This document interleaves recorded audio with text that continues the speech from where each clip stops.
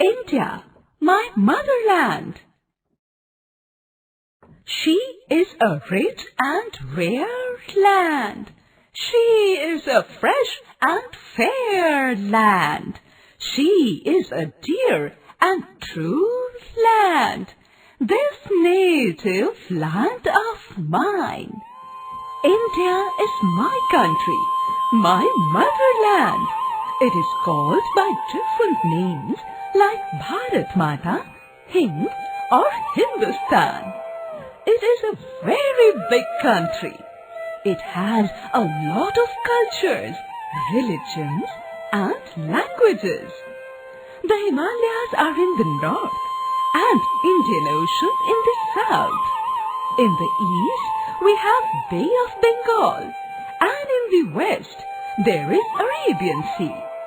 We have many seasons. It is a rich land having forests, mountains, oceans and deserts. It has a lots of fruits and flowers, birds and animals. Tiger is our national animal. Lotus is the national flower of our country.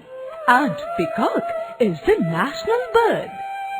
Tricolour is the national flag of India.